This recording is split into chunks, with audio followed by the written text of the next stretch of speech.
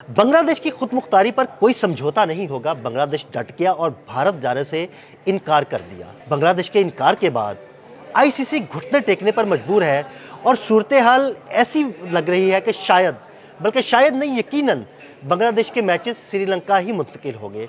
आमिर रजा मेरे साथ मौजूद है, उनसे बात करते हैं। आमिर भाई, भारत की उजारादारी तो ख़त्म, आईसीसी भी लेट गया, बांग्लादेश ने साफ और वाज़ेह अल्फाज में कह दिया कि भाई हमने नहीं जाना, मैचेस श्रीलंका मुंतकिल हो रहे हैं।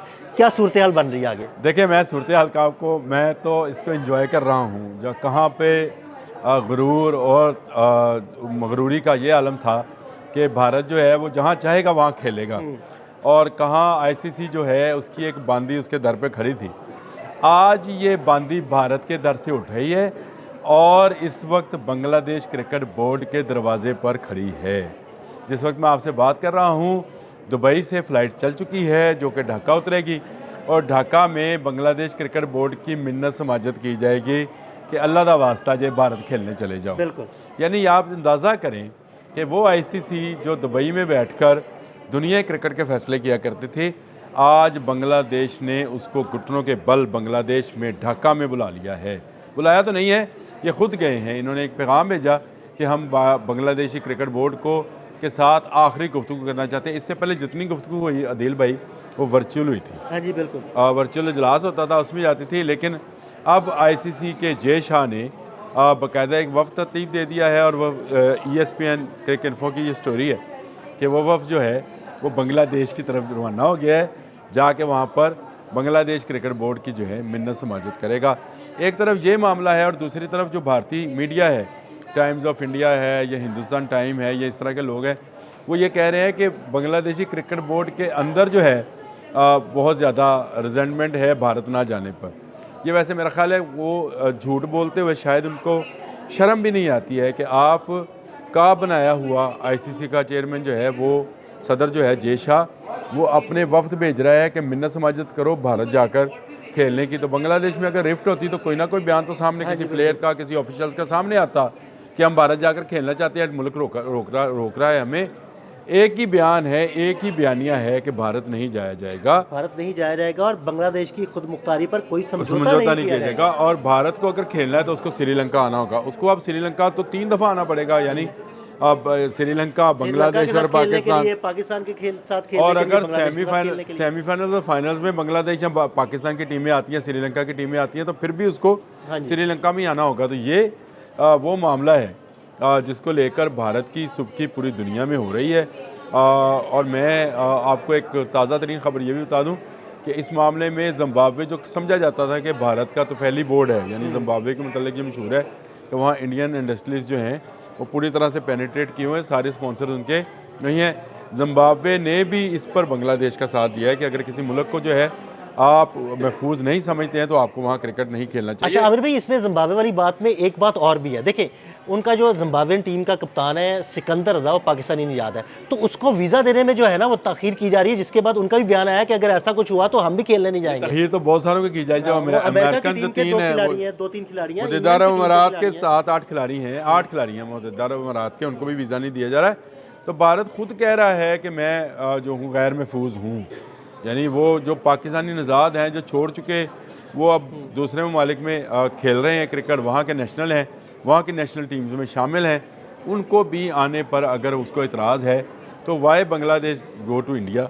अब ये मामला जो है ये मज़ीद मैं ये समझता हूँ कि आईसीसी की सुबकी का बायस बन रहा है, और मुझे शेड्यूल तब्दील होता हुआ नज़र आ रहा है। बांग्लादेशी 1 फुट भी अपने जो बयानात हैं उनसे पीछे हटने को तैयार नहीं है, और ना वो हटेंगे। और उसकी वजह वही है कि मुस्तफ़िज़ुर रहमान पर जो उन्होंने ख़त लिखा था कि उसकी सिक्योरिटी का मसला है, इसलिए उसको हम कोलकाता नाइट राइडर्स डॉक्यूमेंट आ गया, उन्होंने कहा भाई ये डॉक्यूमेंट है, ये आपने खुद 2 डॉक्यूमेंट्स हैं, आपने खुद इसका इतराफ़ कर लिया। 2 डॉक्यूमेंट्स हैं उनके पास। एक वो जब भारत ने आईसीसी को लिखा था कि हम पाकिस्तान नहीं खेलेंगे, हमारी सिक्योरिटी का मसला है और गवर्नमेंट हमें इजाज़त नहीं दे रही है, और दूसरा वो जो मुस्तफ़िज़ुर रहमान वाले मामले पर हुआ, कोलकाता नाइट राइडर ने जो ख़त लिखा। तो ये दोनों मामला जो हैं ये आईसीसी के गले का तोक बन चुके हैं। जय शाह जो उल्टा हो सीधा हो, लेटे, जिसमें आपने लफ्ज़ बोला लेटे, घुटनों के बल जाए। अब ये मामला जो है बांग्लादेश के हक़ में इसका फैसला होगा। बड़ी सियासत की जय शाह ने, बड़े जाल बिछाए पाकिस्तान के खिलाफ, बांग्लादेश के खिलाफ, आज- श्रीलंका के खिलाफ। आज उस जाल में खुद आईसीसी फंसी हुई है, भारत फंसा हुआ है, जे शाह फंसा हुआ है। आज 17 जनवरी है और 7 फरवरी को ये टूर्नामेंट शुरू होना है। यानी 20 से आज तक शेड्यूल फाइनल नहीं हो सका है। तो ये मैं ये समझता हूँ कि ये आईसीसी की नाकामी है। और आईसीसी का अदारा जो है, अगर ये भारत की बांदी बनकर रहना चाहता है तो इसका मतलब है इसको टूट जाना चाहिए। अब बिल्कुल ये मामला हो नहीं सकता है कि आप जो आप कहें, मतलब मीठा मीठा हाफ हाफ और कड़वा कड़वा थू नहीं हो सकता। आपको जो मामला भारत के लिए करना है वही बांग्लादेश के लिए, वही श्रीलंका के लिए, वही पाकिस्तान के लिए करना है। बदनसीबी है भारत के क्रिकेट शायकीन की कि उनके हाँ मोदी जैसी सरकार, अमित शाह जैसा वज़ीर दाखिला और जे शाह जैसा आईसीसी का सदर मौजूद है। और उसकी मौजूदगी में भारत के लोग जो हैं अच्छी क्रिकेट देखना, यानी अच्छी क्रिकेट क्या है कि जब आपस में मुकाबला हो, एक दूसरे के साथ मुकाबला हो तो उसका मज़ा आता है। पाकिस्तान के साथ भारत में मैचेस हों, भारत के मैचेस पाकिस्तान में हो, बांग्लादेश के मैचेस भारत में और भारत के मैचेस बांग्लादेश में हो, तो उसमें क्रिकेट के जो लोग हैं वो तो रेवलरी को ही लुत्फ़ उठाते हैं। यानी इसका क्रिकेट का मैदान है कि जंग का मैदान तो है नहीं। और जंग का मैदान बनाया किसने? भारत ने। अब भारत जो है इसमें सारे मसले में खुद ही फंसा, खुद ही लेटर्स लिखे, खुद ही फंस गया। मेरा ख्याल ये है कि आज जो वक्त जा रहा है ये भी नाकाम लौटेगा, क्योंकि वर्चुअली जो बात हुई थी उसके बाद मैंने आपको आसफ अजहर का बताया था कि उन्होंने, जो उनके वज़ीर खेल हैं, उन्होंने साफ साफ लफ्ज़ों में कहा था कि हम किसी सूरत भारत नहीं जाएंगे। ये हमारी खुद मुख्तियारी के ख़िलाफ़ एक साजिश है कि हमें कभी कहा जाता है कि आपके प्लेयर्स को वहाँ पर महफूज नहीं है, और कभी कहा जाता है कि पूरी टीम भिजवा दी जाए। तो ये नहीं हो सकता। भारत ने हमारे मुल्क के अंदर घुसकर तहरीबकारी की है, उसके शवाहद उनके पास मौजूद हैं। इसलिए हमें ख़तरा है कि अगर बांग्लादेशी टीम भारत जाएगी तो उसकी जान को भी ख़तरा हो सकता है। तो ये वो मामला है जिसको लेकर इस वक्त भारत और बांग्लादेश के बोर्ड जो हैं वो आमने सामने हैं। आईसीसी अगर सिर्फ ये चाहती कि दोनों में मुफाहमत हो तो दोनों की बराबरी की सतह पर बात करती है, लेकिन वो भारत की बांदी बनकर बात कर रही है। तो मेरा ख्याल है बांग्लादेश का अपर हैंड है और बांग्लादेश इस शेड्यूल को तब्दील कराने में कामयाब भी हो जाएगा।